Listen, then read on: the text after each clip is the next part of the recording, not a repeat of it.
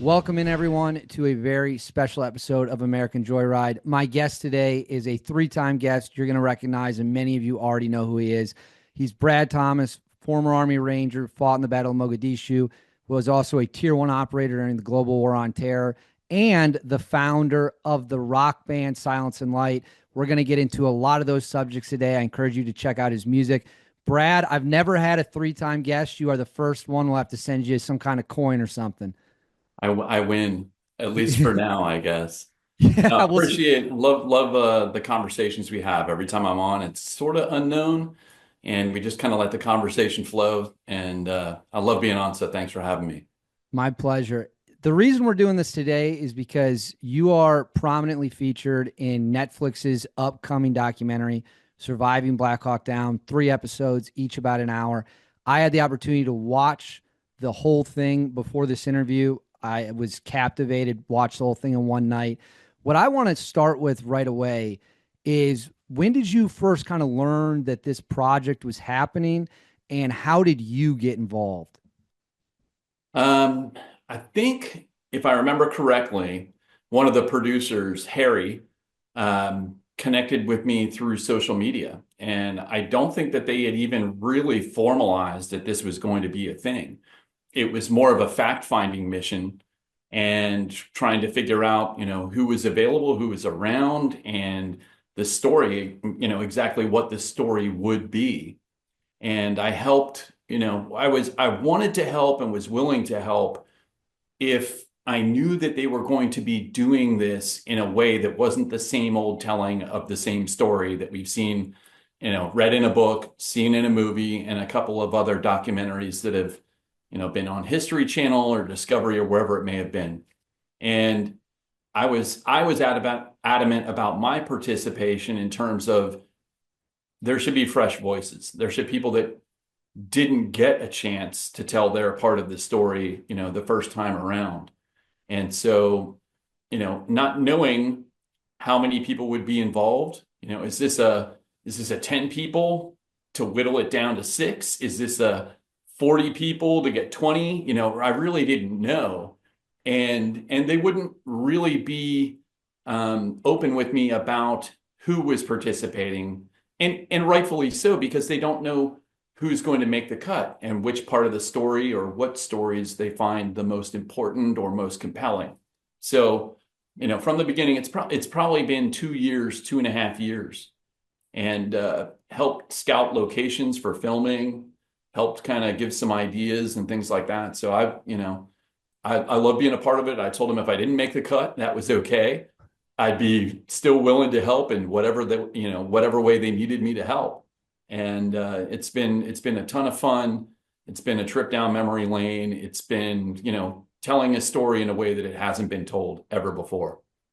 And on that point, on telling the story it's never been told before, I think everyone watching this has seen the movie, almost certainly, or 99% of them. This is way deeper than the movie. This is 3 hours with first person perspective. I learned things that I had no clue about. But on the movie, before you did this, I know you previously told me, I think you've only seen the movie at most a couple of times, maybe some snippets here and there. Did you have any urge to go back and watch Ridley Scott's film, or were you just like, the movie is the movie, I lived it, I don't need to rewatch it ahead of this project? I don't feel the need to rewatch something, and mostly not because I don't want to relive it, or it's a compilation of more than 100 people that were on the ground that day, compressed into a 90-minute format, motion picture format, with a limited number of characters, because you can't have 120 characters in a movie. So for me, I wanted my memory to be pure, and I didn't want it to be tainted by something that I had seen recently in the movie, or an event that, somehow clouded my memory of things. So I do the same thing writing music. I don't listen to the music that I really love that inspires me. I don't listen to that when I'm writing music, because I don't want to be tainted by, oh, this riff kind of sounds like this song. I listen to new wave.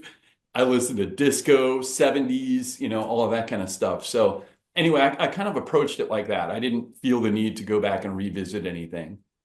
Well, I got to ask just because now I'm curious. You have obviously children. Did you ever show them the movie? Did they have any urge to watch the movie, or did you just speak to them man to man and was like, "This is what's happening over there"? How'd that work?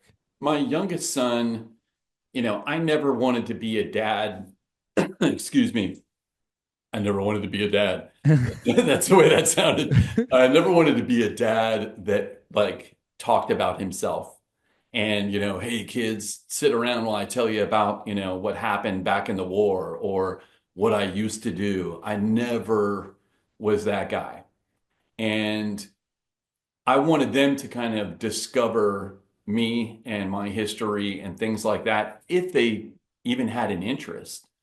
And so what happened was my younger son, as he got into video games and he's playing Call of Duty and then starts to be able to pick weapons that are used in, hey, did you ever, have one of these? Did you ever carry this? Did you ever do these things? He started asking questions about that and he started, getting more interested kind of as it went on. So, yeah, I never sat around and talked to them much. As he got a little bit older, the movie what might be on TV, it might be on something, and I'd come home, walk in the door or whatever, and he's watching it, and then he'd pause and ask me a bunch of questions and things like that. And I don't think to this day that I've ever sat down and said, "Here's what I did, start to finish." Not because I don't have not because I don't want to or it's painful retelling it, but more so of I want him to be interested and ask questions. We go to dinner. He's in the 82nd Airborne, so we'll go out to dinner, and sometimes I'll have some of my friends, some of which were in the unit as guys in Mogadishu, and he'll pick their brains about stuff that he's seen in the movie and things like that. But yeah. That's fascinating. So to rewind a second to when you wanted a fresh perspective, you wanted the story to kind of be told in a way that hadn't been told before. Was there one or two main points that was on the top of your mind going into this where you're like, if I can get these one or two points across, I can walk away feeling like I did a good job getting my message out.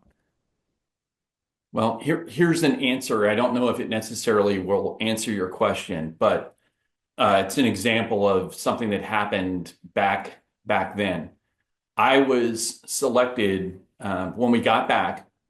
They selected one person from each platoon to go be on Larry King Live. And for my platoon, which did a lion's share of the work throughout the battle, and we definitely sustained a significant number of casualties, et cetera. From my unit, I was the person selected, and my Class A's, my dress uniform that I was supposed to wear, had been stolen out of my wall locker, and someone that had gone to memorial services that wasn't over in Mogadishu with us had used my uniform, re-sewed rank, redid everything with it. And so I had no dress uniform. And they sent someone else from my platoon to be on Larry King Live. And not that he did us a disservice, but he was a quiet guy and still a very quiet, reserved guy. And Matt Eversman was also one of the characters and one of the people that was selected to go be on Larry King. And I feel like, Matt was a smart, articulate, really well-spoken guy who was able to share. And somehow that sort of morphed into the representation of here's what the Rangers did during the battle. And I felt a tremendous sense of what I did and what my unit and platoon was doing during the battle never really got accurately portrayed. It was a snippet in the movie, and it was, here's some of the things that happened, but it never really was accurately portrayed. So for me to be able to talk about not so much what I did, but what we were doing throughout the battle, to me that was significant, and I was really happy to be able to tell the story from that perspective. And I think people who watch the documentary are absolutely going to get plenty of information about what you were doing, your guys were doing, the group of Rangers you were with out there. And that leads me to this question. One of the things I always find fascinating when I'm talking to you is you're always about the next thing. I always try to trap you by saying, how do you want to be remembered in 40 or 50 years? And you always say, I don't think I've done yet what I'm going to be remembered for in 40 or 50 years, which I always love. Given that that's kind of the mindset you have, was there any part of you that said, you know what, this happened 30 years ago? That was a day 30 years ago. I don't really need to go down that path. I'm not interested in it. Was there any hesitation at all? No, other than, wanted to make sure that the project was, I was aligned with the thinking that it wasn't going to be a rehashing of the same story, which it clearly is not. And, for me, I don't care about talking about it. It doesn't bother me to talk about it. It's not something that's enjoyable to get into the details of telling, but I feel like it's very much a part of who I am. It's not who I am. It's not the thing that defines me in life. It's not, I don't know. I don't live it every day. Most days I don't think about it at all. And so it wasn't that difficult to really kind of get into the mindset. Interestingly, at the time when I first started talking with Harry, um, I had been going down to Fort Benning quite a bit, now Fort Moore. And there was something really kind of, I don't know what the word is. It's like I feel connected to the place because I spent 8 years on Fort Benning, Fort Moore. So everything looks familiar, but I feel so removed from it. And then it takes me back to a time in my life when I didn't know what was going to come next. I didn't know if I would make it to Delta selection. I didn't know if I would live. I didn't know any of these things. And there was something sort of haunting to me about going there. And it puts me in this mind frame that sort of takes me back to the feelings that I had back then. And I think the last time I was on, we talked about this, but I used that feeling and that sort of time frame to write the last record. And it really put me into this early 90s grunge kind of unknown, what does tomorrow bring kind of not feeling of desperation, but almost, what comes next? And I don't know. I feel like it was something that the timing of all of that worked out really well because I was kind of in that mind frame already. I want to press you a little bit on the psychology of something you just said about this is something that it's a part of me. It's not who I am. You see a lot of people in life, their identity gets consumed by one thing, whether it's a guy that's a veteran and that becomes their entire personality. Maybe they're a police officer, a doctor. And when that part of their life's over, it's still kind of what they cling to in a sense. I think we all know people, no matter their profession, that happens to them. For you, how did you avoid kind of, I don't want to say trap because that sounds so insensitive, but how did you avoid allowing one thing or I was in the military to just be everything you are? Well, I think there are two ways that that defining moment happens to people. One is by choice, and the other is not by choice. And not by choice would be actually I just finished watching on Netflix, just finished watching the OJ documentary. And that did the same exact thing to me. It brought me back to 1994, 1995, and the feeling of what was happening. And interestingly, there were a couple of characters that were portrayed, and Mark Furman being one of them, where he said, this is who I've become. It'll be on my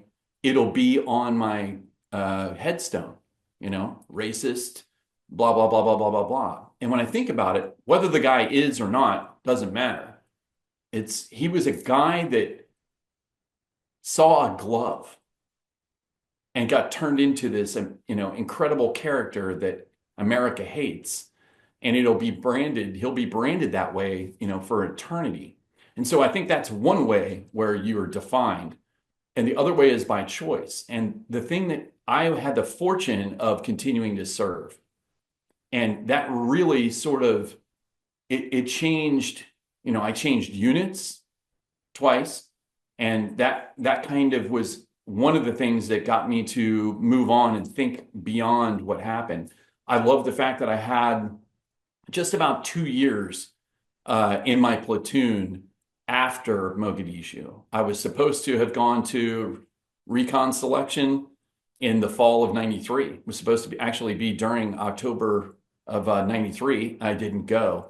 And I don't think that they held a selection that fall. But anyway, I think kind of moving up the ranks by way of promotion, and I also think by serving in different units really kind of gave me a different perspective. And not everything is going to be like that. Not everything is going to be, the streets of Mogadishu 1993. So I feel like that was probably the biggest thing that allowed me to kind of move on and not be defined by one thing, and got to be a part of some really cool historical stuff that I don't speak about. But that's 15 years later, 10 years later. And anyway. And then you go on and start the band after you're out, and now that's what you do. And we'll get into all of that as well. I think that was a really, really good answer. And I hope people listen to that and listen to it intently. I want to get into, again, everyone knows the movie, everyone knows October 3rd, but is the documentary does a really nice job of showing you guys were there. But it's not like you showed up on October 3rd, all hell broke loose, and that's the beginning of the story. The story in Somalia, you guys were doing stuff before October 3rd. Sure. Can you walk the audience through some of the stuff you were doing that if you watched the movie, you would have absolutely no idea ever occurred? We did, I think that was our seventh mission. And there were a lot of things that were happening just on a daily basis. Like, because my platoon was responsible for vehicles, we got sent all over the place. Hey, go pick up a new ice cream machine at Sword Base. Go, we have so-and-so that needs to have a meeting with somebody else. And so there was one raid that happened that was only vehicles. There was no air package involved. And so those are things that, I feel like it's all been sort of overshadowed by the significant event that happened October 3rd and 4th. But there was a lot of really good and interesting stuff that happened prior. I actually just posted a string of photos that I don't think most people have seen. But one of them is after a daylight raid. It was kind of our first real daylight thing that we did. And it was our first up close and personal interacting and engaging with Somalis. And there wasn't a gunfire, there wasn't a bullet shot, there wasn't anything, but the tension was, palpable. It was, you could feel it. And almost the hatred of people, as they were kind of gathering around us, and we kept having to bring in helicopters to kind of push the crowds back, and they were dropping less than lethal munitions from the helicopters to kind of help disperse the crowds. But there's a photo from afterwards where I'm holding a weapon, which is also the one that Instagram decided to not let me post a while back. And anyway, yeah, I think there are a lot of things like that. There was a watch list of people that were not allowed to leave the country. And one day got called with another ranger to go onto a plane and take off a person who was on this watch list. And, not depicted anywhere, but here we are with real weapons on a civilian aircraft, taking somebody off and turning them over to, whichever authorities we were handing them over to. So there was a lot of interesting stuff. The convoy things, going to pick up water resupply, going to pick up more MREs and other things, supplies that were coming in and out. So we were on a daily basis kind of active and out and doing things, and may not be a mission. It may not have been, something like planned, but we were doing a lot of stuff prior to. Did you ever pull the trigger prior to October 3rd? Yes. So, and can you, and I assume that would have been the first time in your entire career that you would have engaged somebody. Yes. Yeah. What was going through your mind when the first time you fired a round off? It was pretty interesting, actually. I think it was the 7th of September. And if I remember correctly, I didn't journal things while I was there. It kind of go off memory, but I remember it being Labor Day weekend, and it may have been Monday, it may have been Sunday or Monday of Labor Day weekend. Um, we went out to provide, do our blocking position thing, and we were backed up to a stadium. And we had been there for a few hours, and exfil was happening, and everyone was leaving the main target area. And we had sent a group of people across the street they had heard something or seen something in this stadium area. And the stadium had, I don't know if this will come across right, but it had cinder block that was almost turned on its side, and it had like lattice in it. And there were, I think, 12 enemy that had gotten back there with RPGs and AK-47s, and they stuck it through the lattice, but they couldn't really traverse their weapons. And so they unleashed on us, which was maybe 30 to 40 feet away. And miraculously, we had one guy hit. We had one guy that got hit in the helmet. We had antenna, shot off of vehicles. And anyway, I engaged and engaged pretty significantly because I was standing in the middle of the street about 25 feet away. And when it all stopped, everybody ceasefire, ceasefire. When it all stopped, two things happened that were, the adrenaline rush was incredible. And I remember thinking, my ears aren't ringing. This was long before Peltors and Sordens and hearing protection and everything else. My ears weren't ringing. And I didn't want to look away from where I had engaged, but I started feeling my legs and body parts to see if there was any blood on my hands, because I'm thinking I'm standing literally in the middle of this and there's just stuff going everywhere. And I don't know how I wasn't hit, but I wasn't. And anyway, I remember walking back to the vehicle and, yeah, I'm okay. I don't know how, but I'm okay. That is an incredible story. And that's the stuff that viewers of the documentary, things like that before October 3rd, that I think they're going to find fascinating. Prior to October 3rd, one of the things that stuck out to me hearing from people in the documentary, from the Rangers, the unit, is there was a common theme of we got this sense we were invincible. Like we were doing all this stuff. We're the Army Rangers. We're the best light infantry unit in the world. Then you have the unit, which is the greatest direct action unit in the world. Did you personally ever get that feeling when you were over there that we can't be stopped? Or did you have maybe other thoughts of this bullets do go both ways, guys? This could get ugly potentially. I think initially, I think we all felt that way.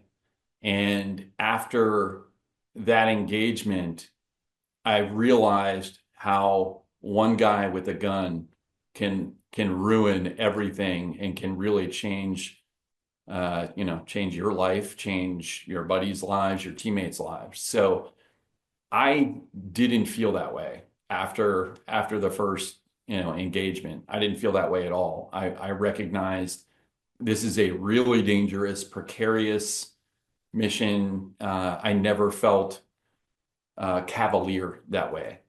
Cavalier, And that it's also something that, because of experiencing that, I was able to carry into my career later.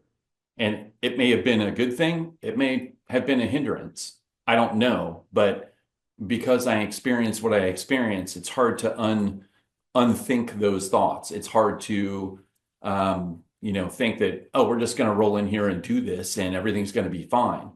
And I, like I mentioned a little earlier, I felt the tension and things that were happening in the city. I very much felt that every time we did something. If it was going and getting water, if it was going and getting, the ice cream machine fixed or whatever it might be, I felt that. And I never, I don't know, never had that cavalier kind of feeling after the first engagement.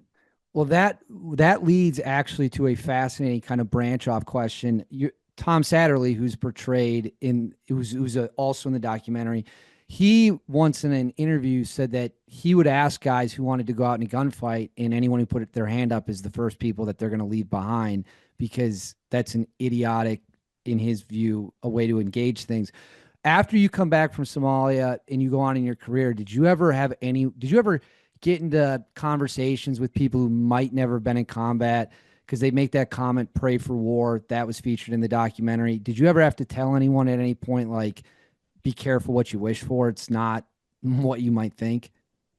No, I feel like as I moved along, that the maturity level changed, significantly. And the fortunate part about being in the unit was, there were guys that had been there that were still there when I got there. And, in a few instances, I was used as an example, as a teaching point. Well, ask Brad, he was there. He knows what happened. These are the things that can happen, et cetera, et cetera. So I don't feel like it was ever really that way. I feel like people took things seriously. They understood the risks. And, guys like Tom, he was my troop sergeant major for, I don't know, maybe 4 years, 4 years. He had learned that lesson as well. So we were definitely on the same page. Without a doubt. I want to ask now, because kind of just the relationships. This is something that you don't get from the movie Black Hawk Down, but I think people will learn in the documentary. The Rangers obviously are younger. Then you've got a lot of the old Delta guys. There's guys in the documentary talking about, we looked up to those guys. I think one guy called them the varsity team. But two-part question. Part one, what was kind of the friendships or camaraderie between you and all your Rangers that you were there with? And then what were your interactions with guys at the unit? And did you even know what the unit was prior to connecting with them for this operation? Yeah, good question. The Rangers leadership and day-to-day business is very black and white. I'm an E5, you're an E4. You do what I say. And, as you leave, I wouldn't call it junior varsity, because my time in the Rangers, I feel like, was amazing. And I don't want to say that, oh, I think of them as being JV or Yeah. anything else. By the way, those are not my words. That was a quote. I Okay. know. Okay. I know. I don't want to say anything disparaging, because I love that place with all my heart. You know, you would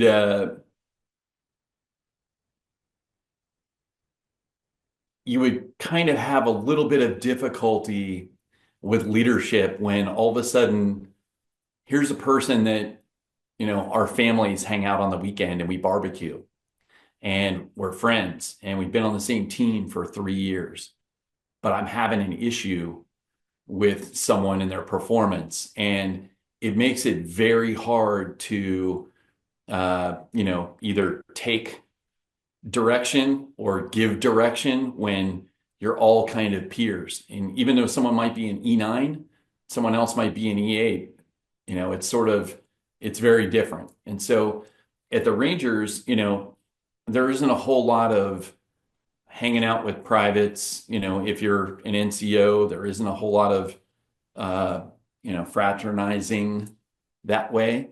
And at the unit, very, very different. And even in the recon detachment was very different. Trying to remember the original question. Just the camaraderie that Okay, were you so yeah. close with your Rangers buddies? Yeah. So, I was friends with, kind of all the team leaders and squad leaders. That was my peer group. And I had the fortune of going to Ranger school with two guys from the unit who ended up being over there, and both of which were portrayed in the movie. And it gave me in an odd way, a leg up on some of my peers in the Rangers, because now I had somebody that I could talk to that was, obviously from the unit and significant rank and everything else, but it changed the dynamic a little bit. Our leadership, the Ranger leadership, was very much, you're Rangers. This is what you do. You're not them. You don't do what they do. So we need to, I had a hard time with it at the time. And I didn't like listening to that. But at the same time, he had a pretty tough task to try and keep, all right, we're not cowboys. We're not, everything else. And anyway, I don't know if that answered the question. No, that absolutely answered the question. One of the coolest moments that I really enjoyed was the story of the Casey Joyce phone call.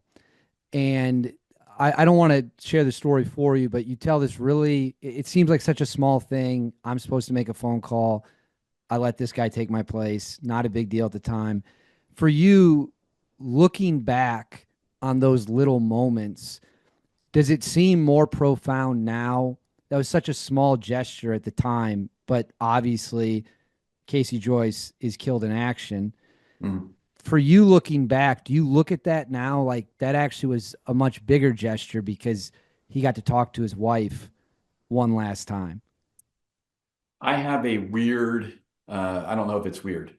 I have a different outlook on things like that. And I think it happened all for a reason. So I think that, it wasn't necessarily the gesture, like it was the gesture I was supposed to do because this was going to be the outcome. Not so much, like I had an intuition or something would happen. I just felt like he was in, not panic mode, but he was in a position where he felt like he really needed to make a call and it was going to be another night.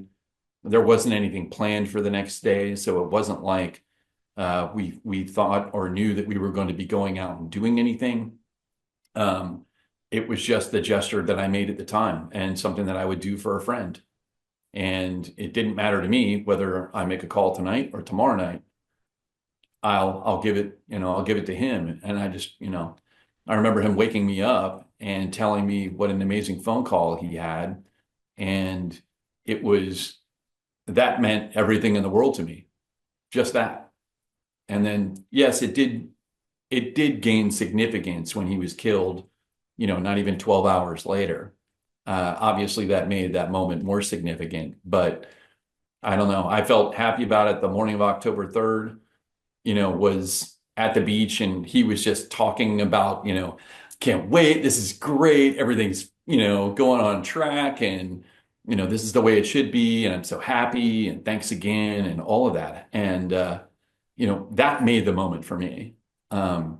Just being able to help a buddy. Wow. I mean, it's tough. I think viewers, and again, I'm only speaking as a viewer because I watched the documentary. I know you, but that scene I think is going to have an impact on a lot of people. It certainly did me watching it. I And didn't like I didn't know that was in the documentary. it is, and it's one of the best moments. So, uh, I don't want to get too much into the weeds on the documentary or the filming or anything else, but I talked for about 12 hours. well, And so so it's very hard to know what's used, what's not used, and everything else. So I'm glad that story is being told. So you just said that 12 hours later, he is killed in action, as are other American service Yeah. members when things start unfolding on October 3rd. On October 3rd, was there a point, obviously, when the first helicopter gets shot down, that's a sign that this situation is pivoted into something we were not initially planning for. Before the first helicopter got shot down, was there any point that you can look back on and remember thinking, this situation is rapidly spiraling out of control? Um, I didn't know that we were not at the target area. So we were dismounting and engaging and basically fought our way to the actual target building. I didn't know that. And there was no means, it probably plays to some degree into some of your questions that are yet to come. But there wasn't a means for information to be disseminated. It's very easy for people to see Call of Duty or movies or look at Google pictures of, commandos deployed currently, and you can see all their equipment and everything else. We didn't have radios. We didn't have individual radios. There was a radio in the vehicle that I was nowhere near most of the time. And if I was in the vehicle and it was moving, chances are guns are firing. So hearing things was just even talking 3 feet away to teammates was almost impossible to hear. So I didn't know what was happening from 1 minute to the next, with the exception of very few times where, okay, now we're in a position where we can talk and information can be, two ways here. And, so for me, right off the bat, things were not good because we were fighting to the target building. I didn't know that we were, okay, now we're at the target building. I didn't even know that. It was just a series of gunfights that lasted the entire afternoon and then picked back up when I went back out for the third time. How quickly did you guys get engaged? Because you're in the convoy. How quickly after you guys roll out did you start taking fire from the enemy? It was pretty quickly. I couldn't put a time window on it. I don't remember how long that drive was initially. I know, and partly because, again, a part of the bigger, larger frustration that I felt, there's a person who's leading this convoy, who's the only person that has any idea where they're going. Everyone else is along for the ride.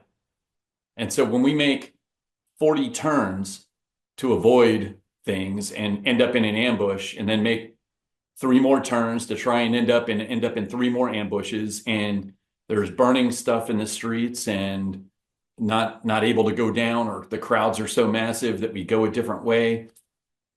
I had no idea where we were. I couldn't tell you, we're going towards this, or we're going back here, or we're going anywhere. So for me, it was just a larger frustration of really not having any information. In the Rangers at that time, going through Ranger school, when the patrol stops, here's where you are on the map. Here's where we're going. We've got about 1,500 meters until we get to the next checkpoint. The word gets put out. And I'm not a person that has to have constant information. I just had no information. And so I don't feel like there was ever a moment where I thought, oh, okay, today is not going to be a good day, or things are out of control. To me, it started out of control. And even hey, come back from the beach, get it on. Okay, hey, stand down, go take a shower, chill out. Okay, get it back on. Are we going? Are we not going? Even that, there was a lot of back and forth, and it just seemed chaotic. And so anyway, rolling out the gate, I don't know how long it was. I don't know if it was 5 minutes. I don't know if it was, I remember getting near K4 Circle, and I haven't looked back at a map anytime lately to know where things were in relation to things. But I remember K4 Circle was kind of a checkpoint where we knew coming out of the gate, maybe it was, a mile or 2 miles away. But the second time going out, we were being engaged before K4 Circle. So it was happening very quickly.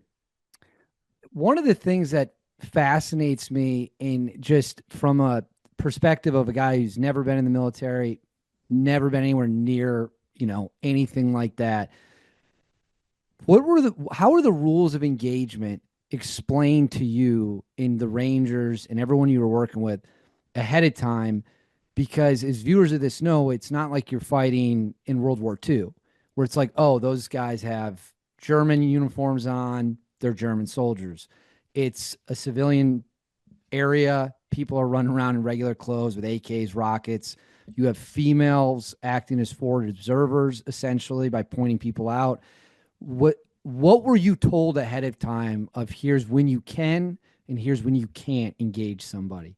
We have I posted a video of this too, but I still have my rules of engagement cards and all the things that I was carrying on my person, and they were all laminated and everything else. So you could, in the middle of the gunfight, you could pull it out and read it and make sure that you were doing, as well as some language and phrases and sayings and things like that. But anyway, basically, if I remember correctly, we we were told, enemy hostile activity with a weapon, that's, free to engage. And, if they're acting in a hostile manner, what we encountered obviously was something different. And it made it, very difficult to kind of know what was okay, what was not okay. And, I think everybody acted using their best judgment, ultimately. And so that right there is kind of what I want to drill down on, because I've interviewed other guys who was there. I interviewed a guy named Dan Schilling, who was a CCT that was there. And he made a comment that I thought was really interesting, which was essentially everyone had to make their own choice. Everyone had to make a choice of what they were going to do and what they weren't going to do. Did you have a moment where you were like, the threshold has now changed for who's hostile and who's not? If they're in the streets, they got weapons. Was there ever a point where you're like, the rules are what they are at this point? Yeah, it was hard, as an example, I've talked about this in the past too. There is no person who confirms kills. And so, whenever you hear or see that and somebody's like immediate red flag, um, someone shooting from a doorway, and then the door closes, and then people peek from the doorway. What do you do in that situation? I would have no idea. If you're asking me personally, given the context of the situation, I would fire at him. But is that the wrong decision? Right. And that's so everybody faced, there's a lot of ambiguity on the battlefield. And that's, if I was to say there was a lesson that I learned other than, many other military type of lessons, it would be war is not black and white. And it's very ambiguous. And ultimately, you have to live with the things that you did, good, bad, or indifferent. And so, yeah, I mean, those are the kinds of choices that you have to make. And one thing that we've talked about before, and in one of the interviews, you had his name on your wristband, Mhm. and that is Dominic Pilla, who was a very, very, very close friend of yours. Yeah. Can you explain to the audience as much as you're comfortable with when you found out that one of your best friends had been killed, emotionally, what was that experience like for you?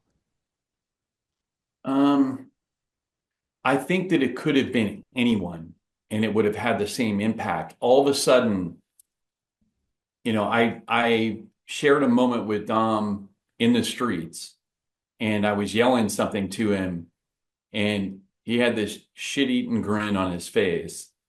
And I don't think he could hear what I was saying, but I was yelling something to him and he just kind of looked at me and, went about his business. And what really kind of was a gut punch to me was when we got back to the hangar, I saw what happened to Dom. I saw the whole engagement happen. And then me and another person ended up engaging the people that were shooting at Dom. And so I knew it was him.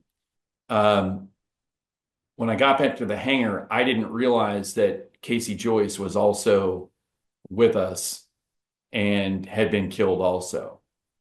And the two of those guys were close in a different way. Dom and I had, because we were in the same platoon, we had daily interactions. There were only a few of us that were the same rank. And, that was the little crew. That was the crew that ran the platoon and ran the privates and ran training and everything else. And Dom and Casey were also very close, probably in a closer friendship, deeper friendship type of way. But Casey was a very dry, not super funny person, and Dom was just this larger than life kind of character, and they cracked each other up, and they were very close. So for me, finding out that it was both of them, that was the real gut punch. And I think both of them had said, if something happens to me, and you have documentation you fill out, burial worksheets and things like that, which are not fun to fill out. Nobody thinks it's ever going to happen. I think both of them had said, this is the person I want to escort my body and be a pallbearer and be a part of that whole thing. So to find out that it was both of them was really just kind of, man, that's horrible. And then I kind of thought, well, they're up there and they're making each other laugh and carrying on together. So, who better? Did you have much time, given the chaotic nature of the situation you're now finding yourself in, when you get back to the hangar? Was there a lot of time for you to process kind of the scope and scale of what had happened, or is the situation rapidly evolving to where you're acutely aware of it, but we've got to keep moving on to the next thing? Um, I'll explain it like this. First of all, I had no idea that we were even necessarily going back to the hangar until I knew that we were close, and that must be where we were going. Um, Secondly, imagine you're out of ammo and you're fighting for your life in the trenches,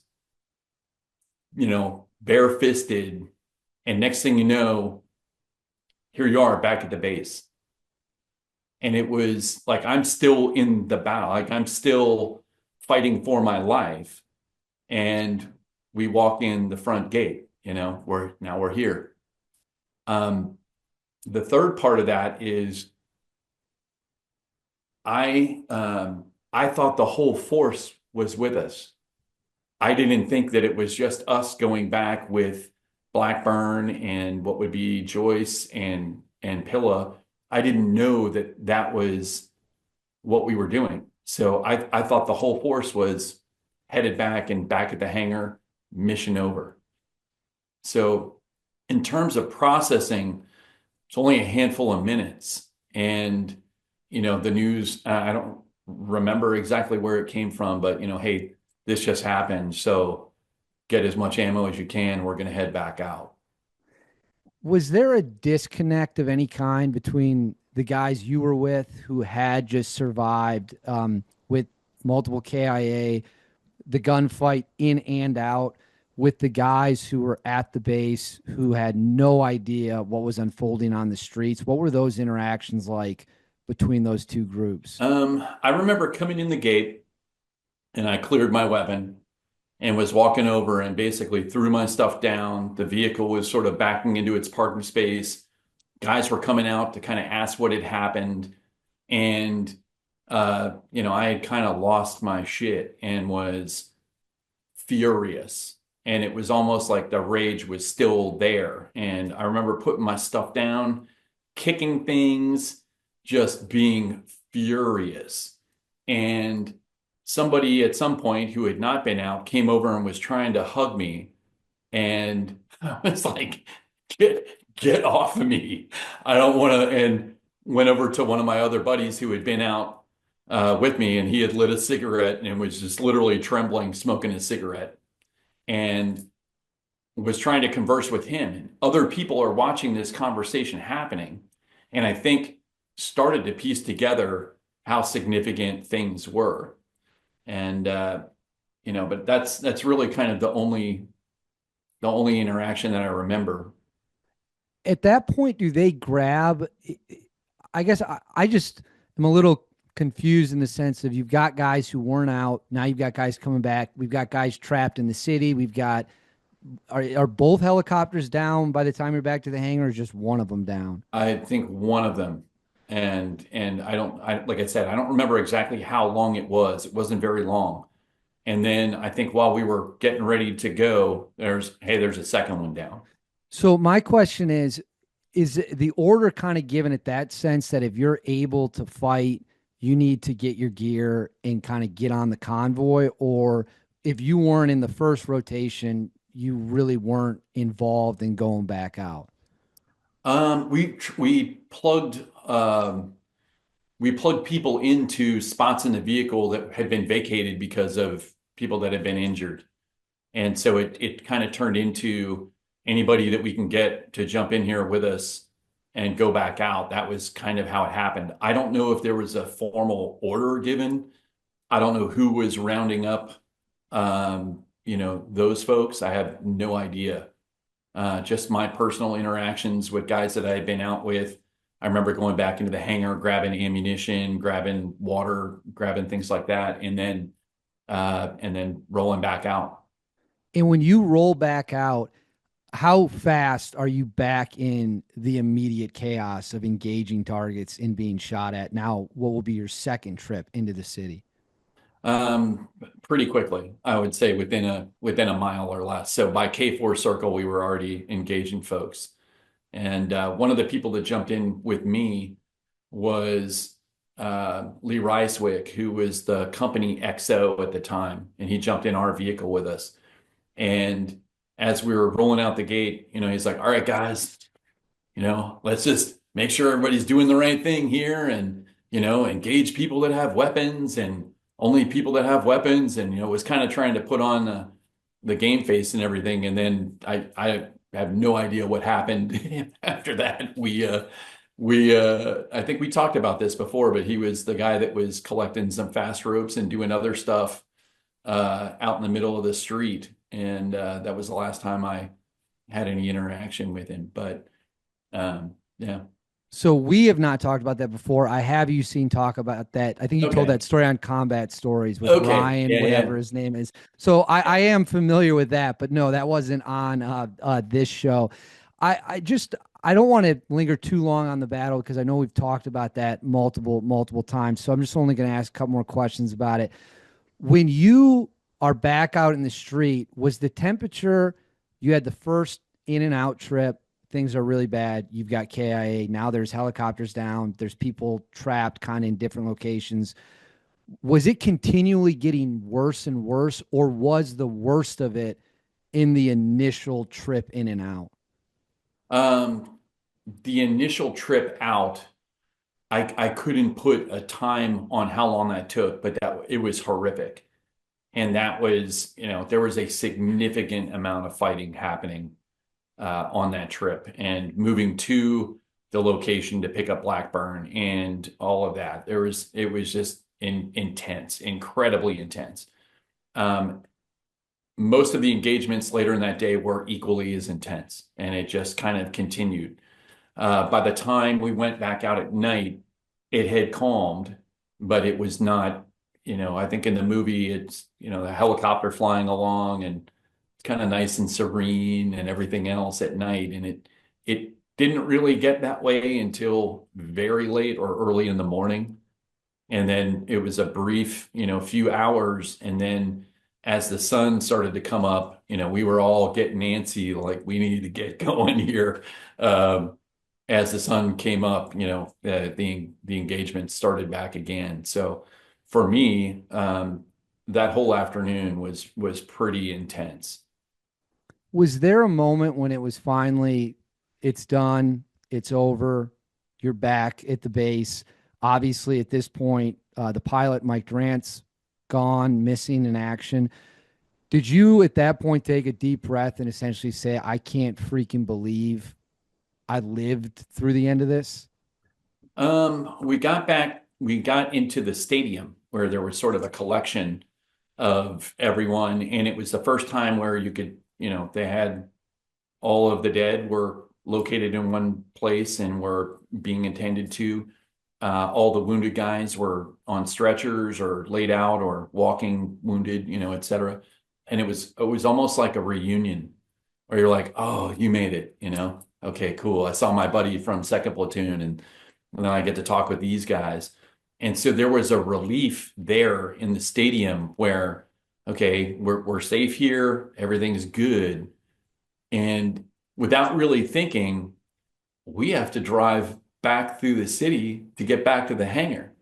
And, so when they say that the battle was 18 hours, I don't think that we got back to the hangar um, after driving from the stadium back to the hangar. I don't think we got back until 1 or 2 in the afternoon.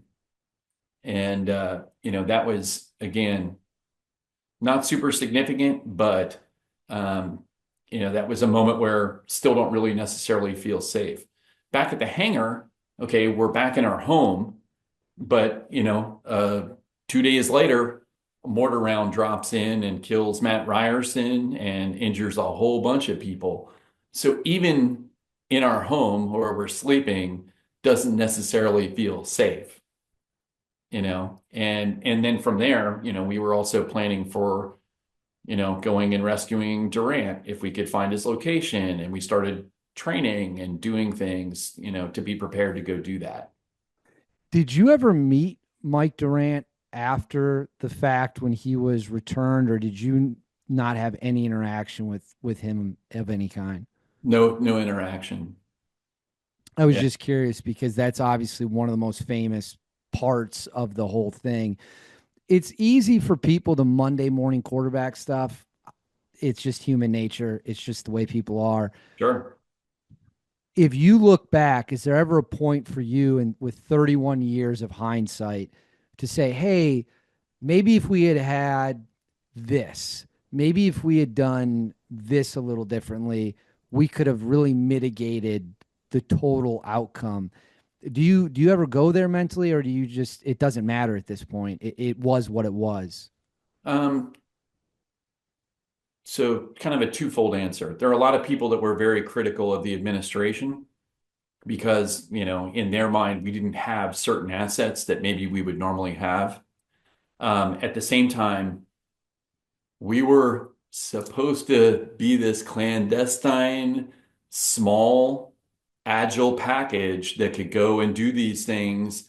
And you can't fly AC-130s over the city and have all kinds of stuff going on. It would send a huge signature. So I sort of understood that at the time. I didn't feel like, well, we don't have this. If we had those things, it would have immediately impacted the battle immediately. Um, but I still don't feel critical that way. Um, because I understood that we were trying to be this, under the radar force that was doing something, wasn't broadcast all over the news. It wasn't, I think that was kind of wow, we have Americans fighting in Somalia. What's how 18 guys killed? What's going on? I think that was part of the shock and surprise back in the States when it happened. So I don't, I don't, I don't feel the need to look back and say, well, here are all the things that the flip side of that is the developments. This is a peacetime military. The way we trained was different. The things that were important in the Ranger Regiment were having really shiny boots with the silver jungle boot eyelets blackened so that, some sniper doesn't see you from a mile away. And, those were the important things. And, the amount of equipment that was developed to help so that this would never be the situation. And all of a sudden, hey, we have the means to extricate ourselves with something that will stop bullets and, body armor, night vision, having all of the things that you need on you, the way we trained, all of that changed. And so, yes, it was a hard lesson to learn, but, the amount of good that came from that and the amount of equipment that was developed and everything else kind of set us up for the next era of war. That's a fascinating perspective because you are only 8 years later, 9/11 happens. And Yeah. then not too much longer after that, I mean, well, kind of at the same time, you got suicide bombs. You're dealing with kind of the same urban warfare tactics in Iraq. So that's a really, really, really good point. This is the last question I want to ask on like the actual battle itself, and then we're going to dive into a couple of the deeper things. One of the most Then we're kind going of to get into the real heavy stuff. no, I mean just the One of the things that is seared, I think, into the memory of the Battle of Mogadishu is the American servicemen in the streets after the fact. Hmm. I can't really speak to that. No one who was there could speak to that. No one who didn't know those people could speak to that. For you, as a guy who was there, was it just absolute anger and rage? Was it shock? What were you feeling at the barbaric nature of that?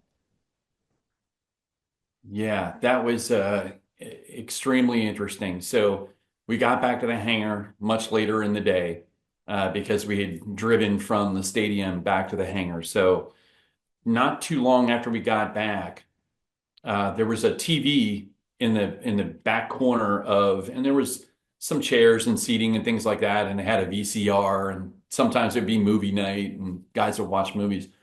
And I think CNN came on, and all of a sudden, everybody in the hangar started running back to the TV. And when we ran back there, we saw what was being broadcast. Personally, I don't think anyone knew that there were people unaccounted for. I don't know at what level they knew that there were people that were unaccounted for, but in my mind, I knew we had my team was intact, and the other vehicle that was in my team was intact, minus Pilla and a handful of others that had been injured. Um, I don't think anybody, I had no idea that there were people unaccounted for. And so maybe it was because we got back later. Maybe it was because that information hadn't even been disseminated. And so that was a huge surprise was what did, I didn't even know that that was a thing. And then, within a day or two, then there's Mike Durant who shows up on CNN as well. And that was an even greater surprise. So I understand the coverage. I'm not going to be critical of that. I mean, it is what it is. It's out there. But uh, for me, it was a shock because I had no idea that there were people unaccounted for. Yeah, it's just that I just there's no human explanation, in my opinion, for that kind of behavior. I just it to me it's appalling beyond words. But Sure. um you always talk about I referenced this earlier. You always talk about how you seem to learn something new kind of every time you go down this path. When you go back to this story, new information comes up. You learn, oh, I didn't realize that that's what this guy was doing. I didn't realize that that's where that guy was. When you this project's been 2 years, I think you said roughly 2 years in the process. Was there anything new that you learned through this experience that was the first time you had heard of it?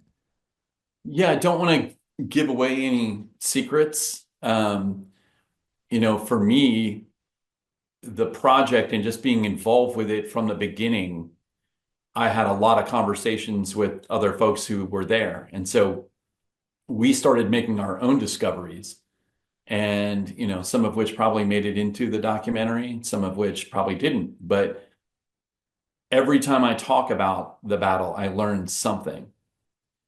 And or every time I interact with someone else who was there, I'll learn something. Yesterday, I did an interview with CBS San Diego, and the woman who was asking me questions mentioned a name of a person from the SEALs who was there and was in the convoy that I was in.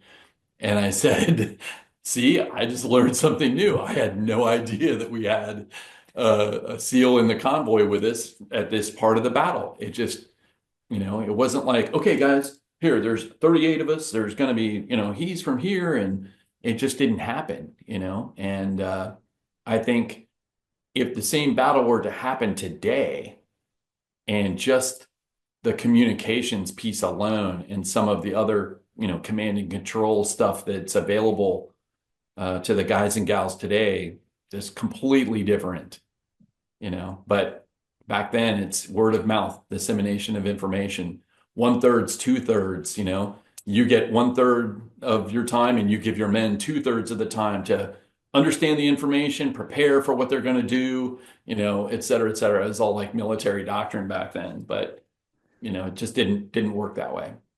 if this event never happens, you never go to Somalia, or maybe you go to Somalia and nothing really occurs over there. You sit on a hangar for 3 months, maybe go out once or twice. How would your life be different? How would your career have been different? Or maybe it's not different at all if the Battle of Mogadishu never occurs.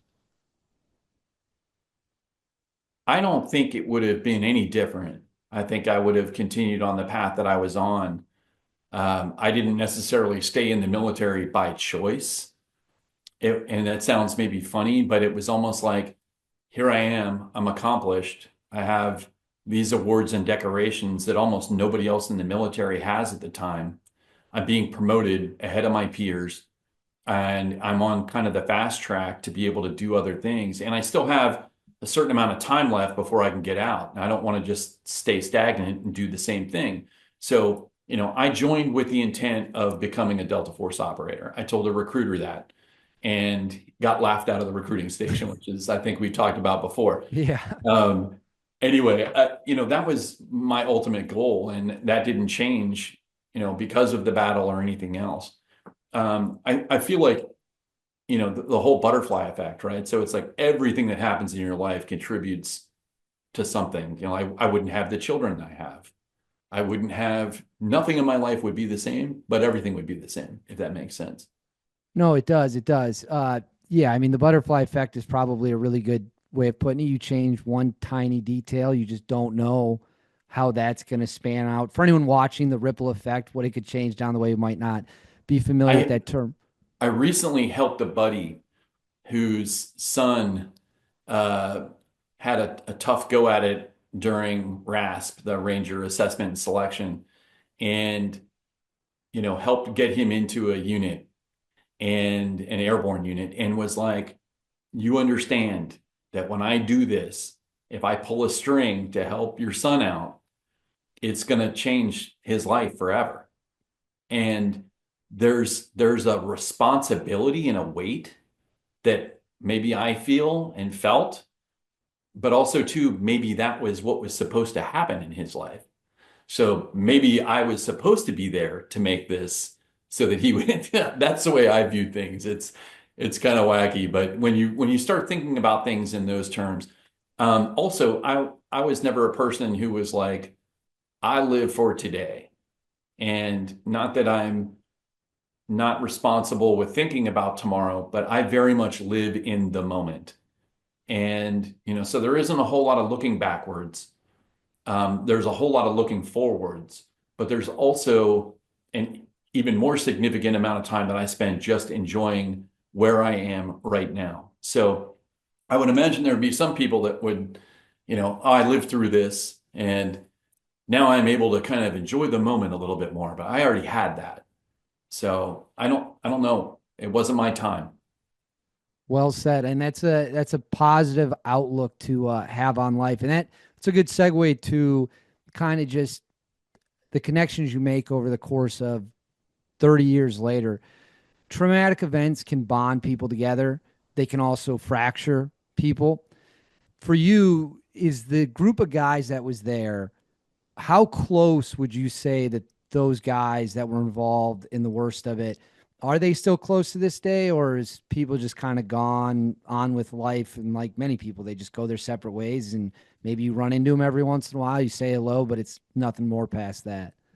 No, they're still, the same personalities that were in 1993 are still the same personalities in 2025. So maybe there are people you like, maybe there are people you don't like, but I think we're all bonded by, this battle and the brotherhood that we displayed and felt at the time. That's an unchangeable bond for life.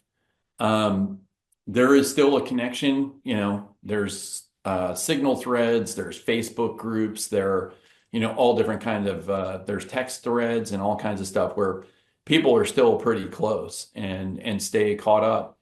Because of what I went on to go do, I didn't have the luxury of being on social media. I didn't have the luxury of connecting with people and staying plugged in the way, and this is pre-cell phone, this is pre-email, this is, so as I move on to other units and do things, there isn't a way to keep up with people the same way.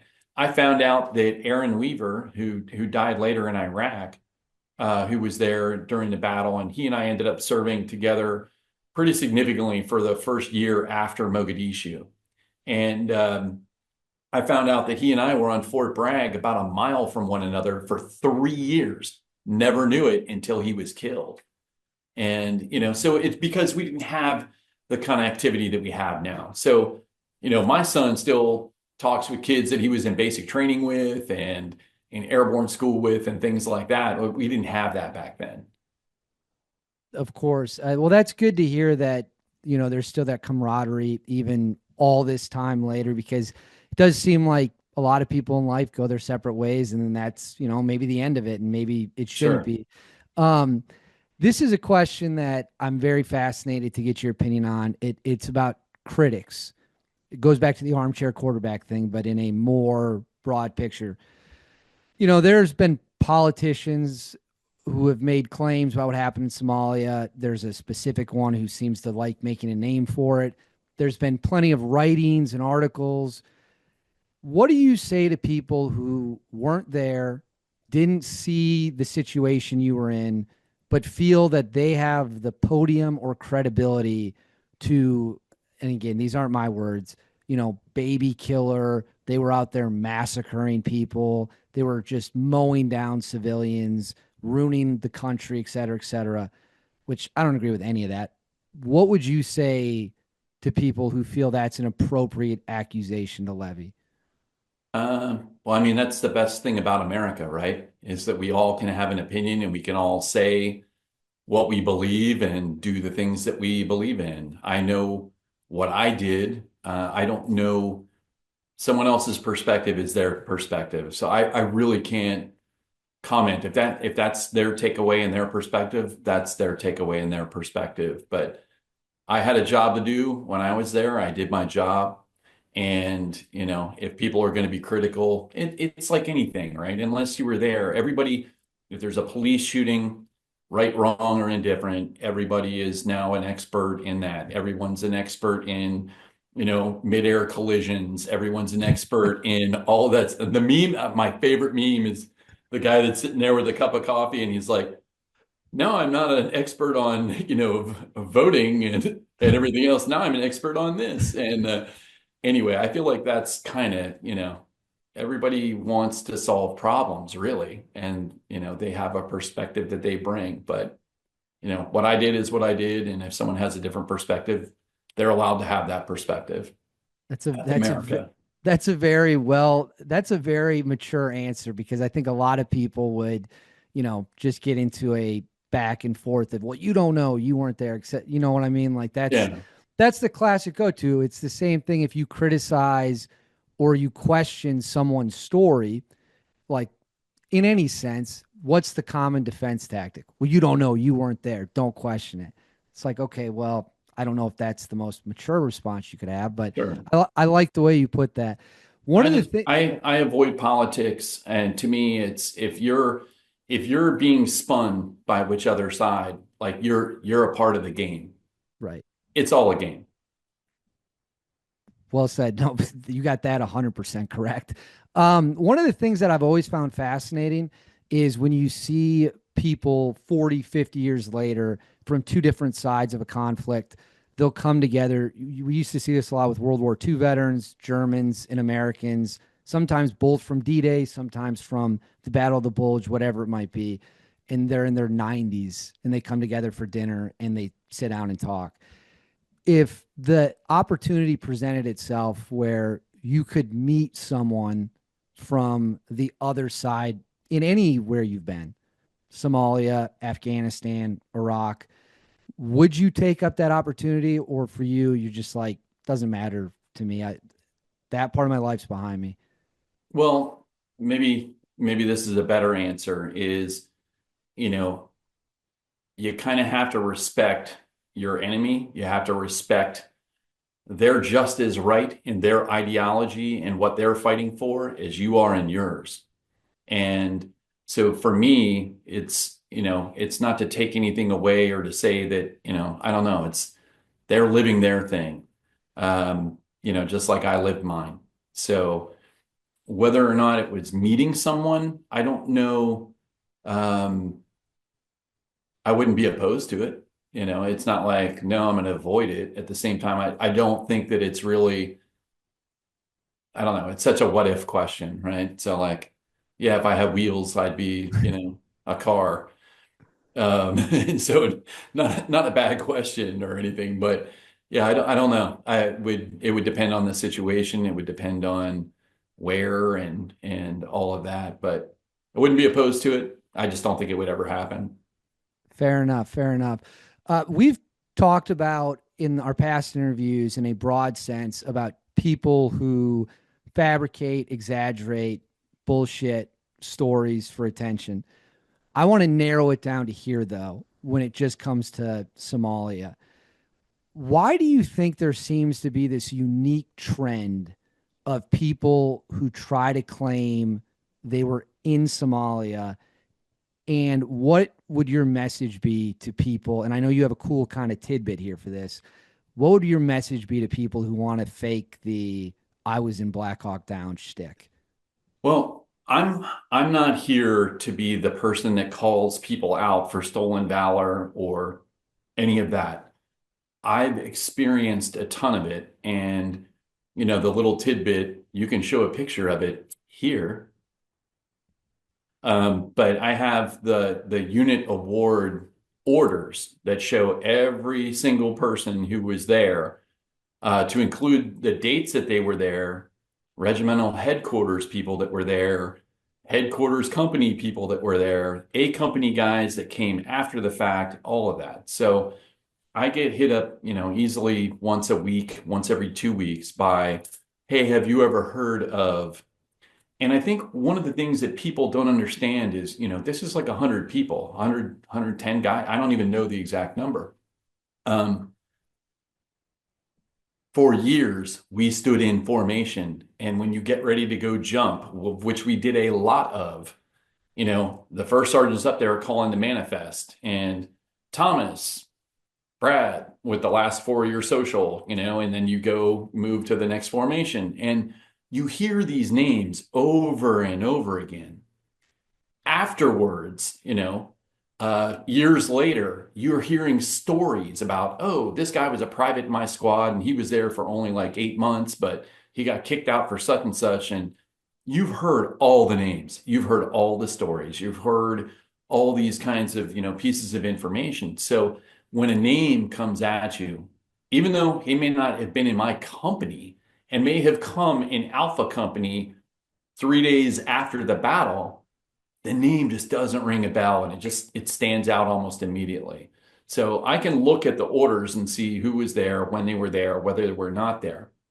The bigger point to me is I don't feel like stolen valor is something that people intend to do.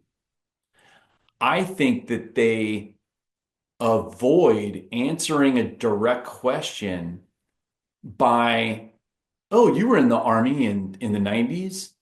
Did you go to the Gulf War? And it's like, it's almost shameful to say, no, I didn't. Right? So it's weird when you're in the service, there's like a shame. Well, oh, you were in the Rangers? Did you go to Ranger school? No, I got kicked out before that. Like they don't want to answer something. And so I feel like there's a lot of, yeah, I did.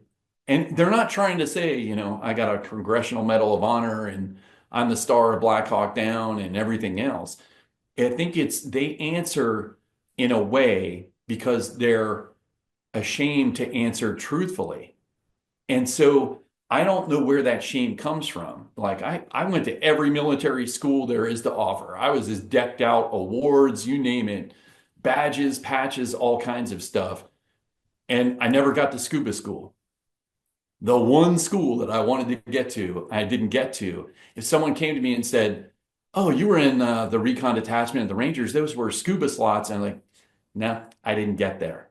And I feel like a turd because I didn't get to go, So even though I've got all this other stuff, there's still something there. What is that? I don't know what that is. So I feel like I'm not giving anyone who embellishes or anyone who uses ambiguity to hide, and there are a lot of those guys out there. Um, I'm not giving them a pass. I'm just saying that I think that the reason that they've done what they've done or said or embellished or exaggerated or whatever it might be is more out of, I don't want to say no. I don't want to say that I wasn't. And then it kind of grows. Oh, you were there? Then you must, have done this. Well, now I'm in the trap. Yeah, I was, Right. and I think that's kind of what happens. But anyway.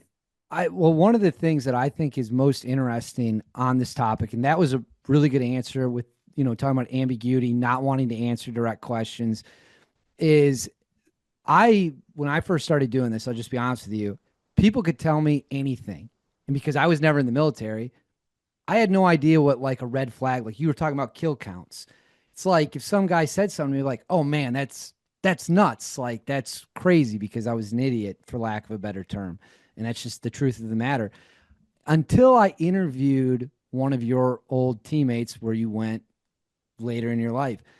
And he made what I think is the best comment I've ever heard. He said, I see all these guys do interviews and they're killing 30, 40 people a night.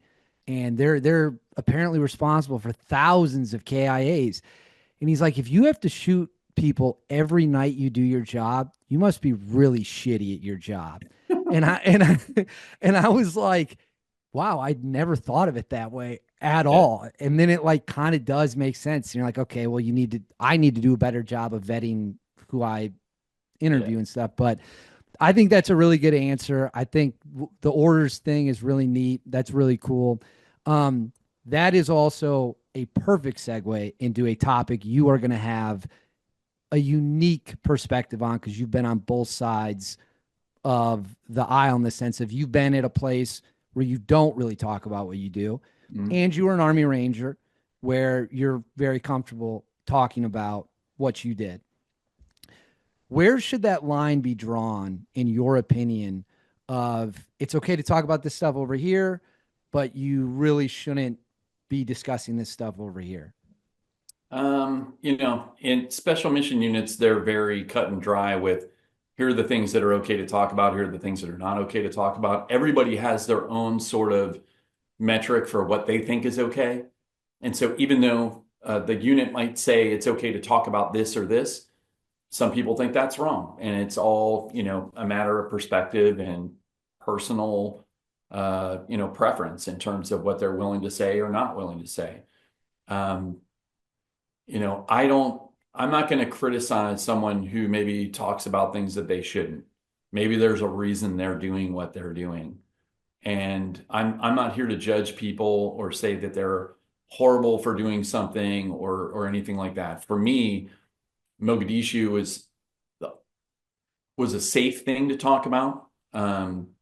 It was something that I feel like is a best representative of me being public, which had nothing to do with talking about war. The only reason I became public and tried to let people know was to say, I've been there too. And I don't want to show something of myself and let there be ambiguity. So I kind of came out and was like, hey, check it out. Here's who I am. Here's what I did. I've lived through the worst of it just like everyone else. And if I can do this, if I can figure out a way to be creative, give back to the community, have a sense of purpose, stay plugged in with, the brotherhood and the tribe and everything, if I can do that, you can do it too. That was really the only reason that I wanted to be public. It wasn't anything other than to say, I can be an example for guys and gals that have lived through tough things. And if I can do it, you can do it. So I don't have any desire, to be honest with you, to talk about stuff that happened 31, 32 years ago. I'd rather be talking about all those guitars over there and what kind of amplifiers I'm using and my cats and relationships and all of those things, how I'm decorating my new house, the movie posters that I bought that are super retro. I think there's one of them back here. That's what I'm excited to talk about. So um, I also recognize, that that's one of the things that makes me an interesting person to talk to and for people to listen to is, hey, I've done some things. And, again, coming back to it, if I can do this and be healthy and positive and creative and figure a way, to give back, it's given me a tremendous sense of purpose. And my resume was only on the table because I wanted people to know I'm legit, not I heard he did this and insinuate something or not insinuate something. So maybe people that are being public and talking about things that are borderline or sketchy, maybe they're helping people, maybe they're doing something, but I'm not going to judge them for it. They have to deal with that. That's their decision to make, and that's their, bed to lie in. And we're going to get into your music here in 3 questions. We got three questions, and then we're diving into your music. Brad, I know you love talking about your music. We always get to it, and I will have That's some when fun everybody with will it. be like, boop, okay, I'm No, done. no, they absolutely won't. Well, you need to check out Silence and Light if you're listening to this for sure. We'll put it up. Um, We'll just take this and put it up front. yeah. Tell me a unit that you worked with that you were never a part of. So it can't be the unit, the recon, or the Rangers, but you worked with them and you thought to yourself, man, these dudes are legit. Like they are every bit as good as advertised. Um, I guess interestingly, I didn't really get a lot of opportunity to work with a whole lot of other folks, you know. Um, I think within our own military, there were guys a part of, yeah, I mean, it kind of gets into things that I don't really talk about, Well, that's but fine. there are other Army units that I got to work with that were nothing but impressive. The kids at 101st Airborne that were in, different places. Kids from the 82nd Airborne that I got to work with that were in different locations. And, I feel like everybody was really kind of one team, one fight. They were doing their best job. Reaction forces, QRFs, things like that. The Malaysians that we got to work with in Mogadishu, when we were kind of gearing up to be able to rescue Durant, if that was something that happened, those guys were a ton of fun to work with, and the Pakistanis. So I don't know. I didn't get a chance to work with a lot of different folks. I mean, that wasn't what our mission set was at all the places that I was fortunate enough to serve in. But yeah, I would say, the Army folks that I got to interact with, there were a lot of people that really impressed me. That's really, really cool to hear. Uh, this is one, it's a rapid fire one. During your long career in the military, was there any firearm you ever deployed with that was kind of your personal preference of what you really liked to carry? Mm, yeah, I think you develop a connection with the weapon. I mean, it becomes a thing that you have to be responsible for at all times. It's something that you have to care for and make sure it's ready to go. And yeah, if I shot it in hostility, I would love to have it and love to, keep it for the rest of my life. But, I'm more curious like what happened to those things afterwards. Like, is some kid at another unit, 20 years later at a basic training company got the M249 that I carried in Mogadishu? I don't know. That would actually be a fascinating documentary Yeah. to do a paperwork trail to figure out where all your old weapons ended up. That would Yeah. actually be 100% worth diving into. Yeah.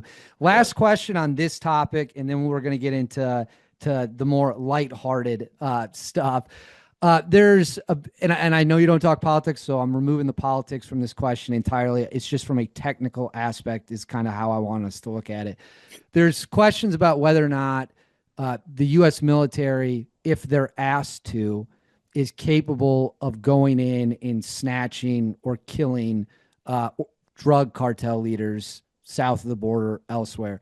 Some military people are on social media saying, no way, no chance. Other military people are on social media, YouTube, saying if that order were to come down, we could absolutely hit one of those targets. That's what we're trained to do. In your opinion, because you've been at the tip of the spear, yes or no? Is that something you think they could do if they were ordered to?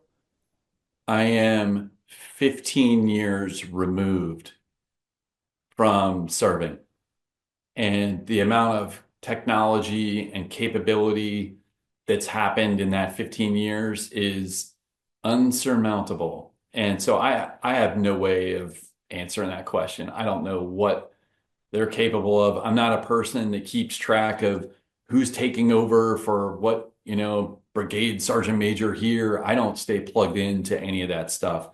I feel like I handed the torch off to the next guys, and I'm out doing my thing. So, um, I have my own personal feelings on that, but not anything I'm willing to share. But I'm 15 years out of the fight, so not something that I could even accurately comment on. And better to not say anything if you feel that that's the case. Totally get it. All right, Silence and Light. We've talked about it in our two previous interviews. You have two albums that are already out. You have an EP that's coming out. And speaking of your house, I'm pretty sure you posted on Instagram stories maybe a couple months ago that you have like a dedicated studio room or a guitar room. Is that true? Yeah, definitely. That's where I'm sitting now. But I've also started to kind of acquire horror movie posters, from the 80s and from Universal Monster posters and things like that. So the decor is just getting more incredible. I'm also really into like mid-century modern stuff. So just even like, I don't know where the lamp is, but like these different lamps and just cool furniture. The chair that I'm sitting in is this mustard velour wingback, with gold legs on it. So I love all kinds of stuff. But So what's the vibe you're going through at the Thomas residence? Is it like 1970s man cave? What are we thinking? there's a lot of space. So every room is kind of getting its own thing, but I don't know. It's not something that's like you can't call it any one specific thing. And I want it to be a place where when my friends come over, when neighbors, whomever drop in, that they're like, man, this place is cool as shit. And it's already it's moving that way. So So let's talk about Silence and Light. Like I said, you guys have two albums that are out already. Our viewers might not know this if they haven't seen my two previous interviews with Brad. It's an all veteran rock band. I assume that's still the case. If any yeah. members, so still the case. Tell us a little bit about this EP that's coming out and what the goal was when you got this whole thing started years ago. Yeah, so it wasn't intended to be a veteran band or anything like that. I approached a longtime friend of mine and someone that I served with, not directly, Jason Everman, who was in Nirvana and Soundgarden and another band, Mindfunk, before he joined the Army. He was inspired to join the Army by Black Hawk Down and by what happened in Mogadishu and seeing the news and joined the Rangers. And anyway, he and I connected years and years ago, and I wanted to do something to give back to the community. And to be honest, I think I'm one of the first people that was really kind of out there on social media saying, hey, I'm here to do something to help guys and gals that are in need or maybe struggling. And so the thought was, we'll put together some sort of music, something or other, and we'll take the proceeds from music royalties and we'll contribute those to charitable organizations that help guys and gals that need help. And so that was kind of the impetus for it. And I started a social media page, and that kind of grew and organically grew the band, where here's my buddy Tyson, who I didn't know, hit me up on social media and said, I don't know what you got going on, but I want to be a part of it. And he jumped in, plays bass. So let's see how that works out. And it just kind of went from there. So that's what we do. We write, record, perform, all of that, just like any other band. And we're not trying to get away from any moniker like veteran band or anything else. I think we've kind of just become a band like any other band and have a pretty significant following. It blows my mind when I see the number of streams on, music. Not many people buy music anymore. So they're either on Spotify or they're on YouTube or Google or wherever they're getting their music. But it blows me away that it connects with as many people as it does. And so we'll take our royalties, we'll contribute those to charitable organizations, we'll do different charitable organization events and perform elsewhere independently. We've done T-shirt campaigns with different folks, Matt Rendar, Battle Tribe. We've done a bunch of different T-shirt collabs, and we're going to do another one with him here in the coming weeks.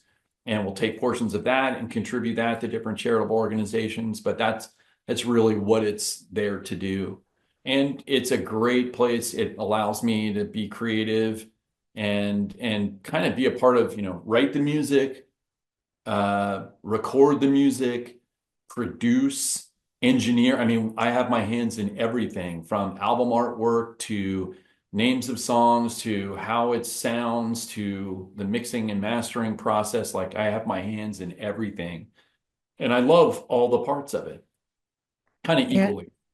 And with this EP that's coming up, what can you tell the viewers about what they can expect on the next portion that Silence and Light is going to be providing to people? We did our first record with multi-Grammy award-winning producer Josh Goodwin.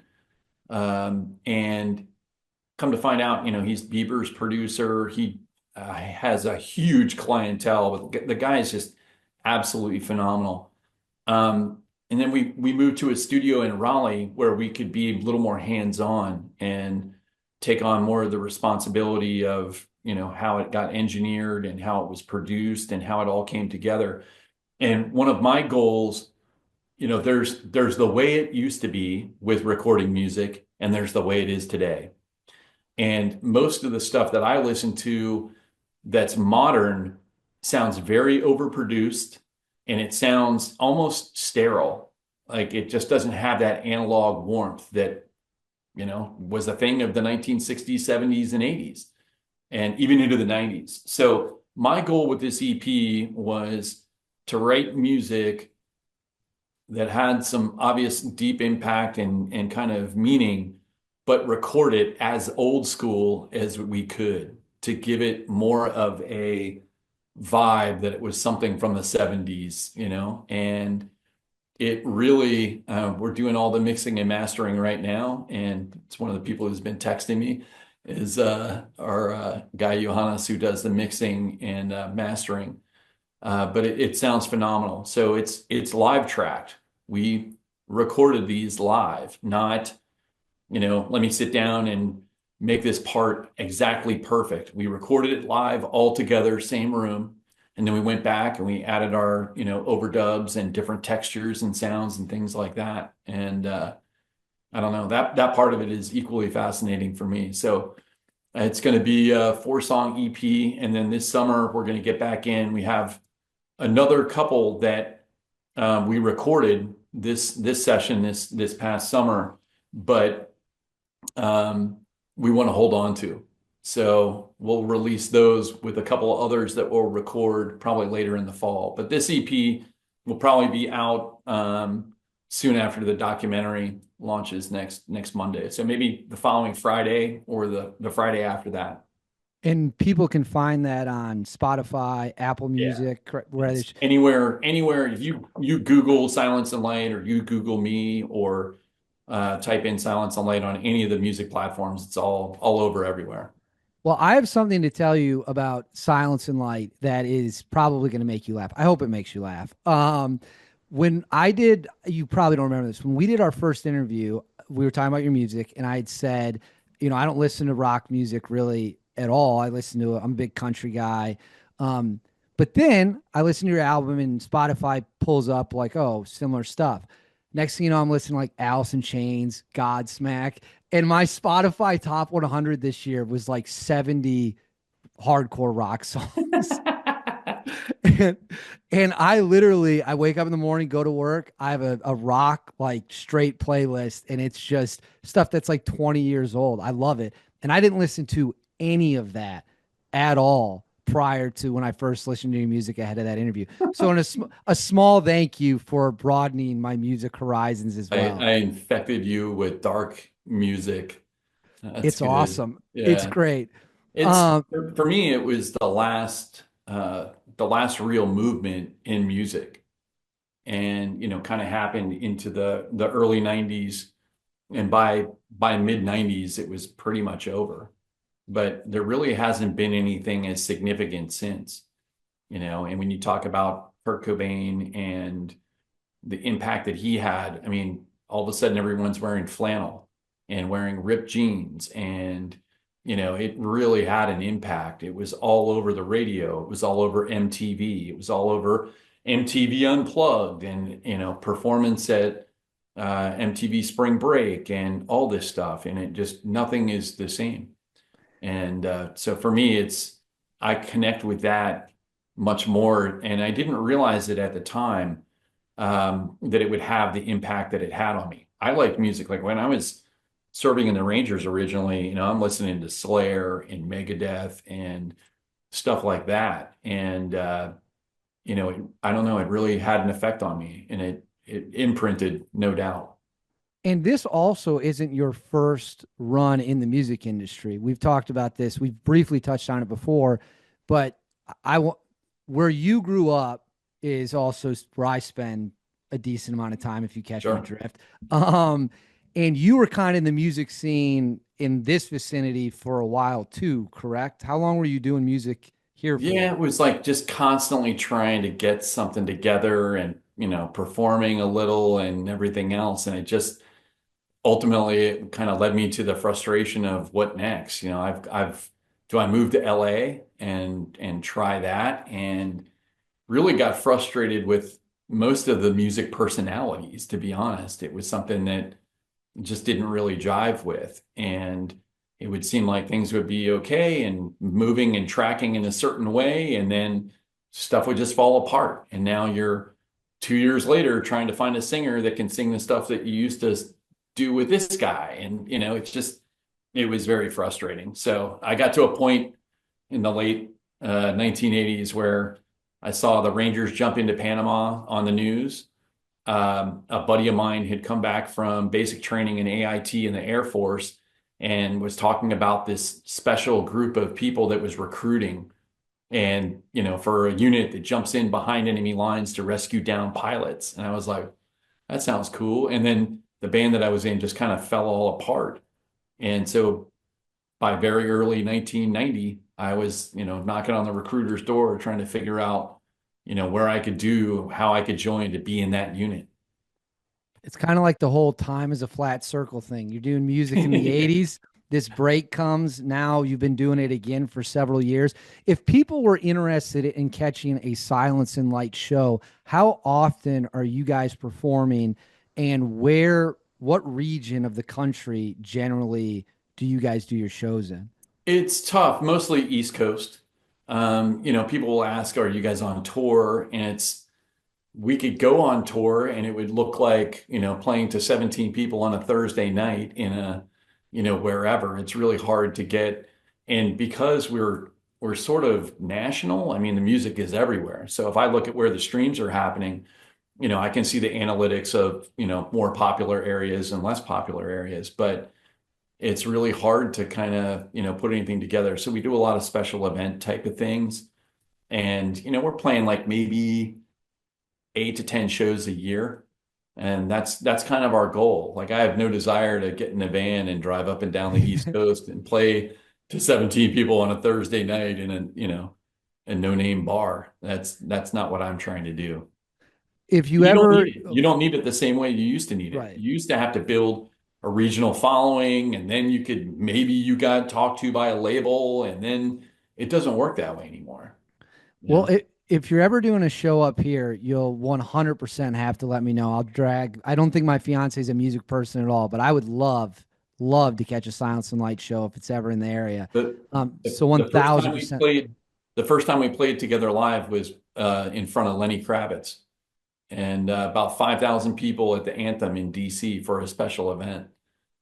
So that was kind of like, all right, yeah, this is our side. Like this is what we want to do, and it kind of spoiled us. So we've done the special event thing is really kind of the best thing. Private shows and things like that. A lot of them are fundraisers and aimed at charities and things like that. So What was that feeling like performing in front of Lenny Kravitz when the speakers go for the first time, the crowd is there? Like what type of adrenaline rush hits you in that moment? yeah, it's a great feeling. That's sort of the reward of all of the other stuff. So you write, you put all this effort into doing something, it connects with people, but it's equally rewarding when I'll have a person hit me up on social media and say, I was in the gym, this song came on, I heard it, it brought tears to my eyes listening to it. It means so much to me. Thank you for writing it. Like I get those types of things. Or seeing you do what you're doing. I was going down a road that wasn't good and I've been able to do this, and thank you so much. Like that is more rewarding to me than my own personal gain of performing.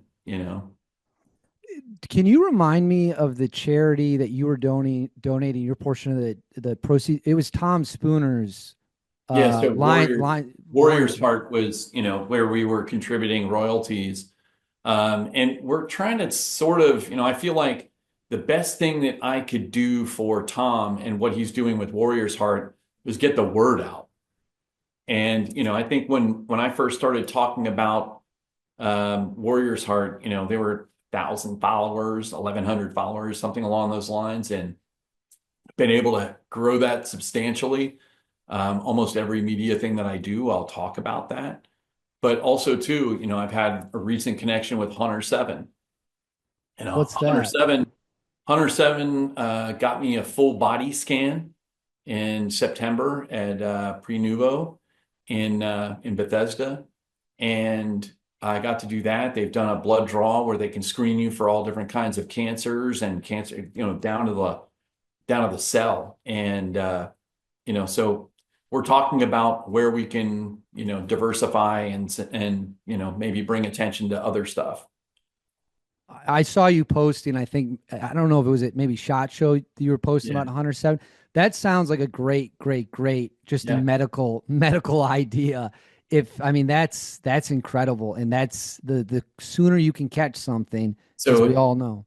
I went and did the scan, and I can't say that there were a whole lot of surprises. It's like you kind of know the aches and pains and wear and tear on the body, but they found that I had fractured two vertebrae in my back at some point. And so I'm kind of like trying to figure when was that? I mean, I have a lot of jumps and, uh, bumps and bruises and things like that. But so I was at some point running around with two broken vertebrae in my back. And didn't even know it. No. That's wild. Well, you must be a tougher man than I am because I'm only 32 and I got aches and pains every damn day I get out of bed.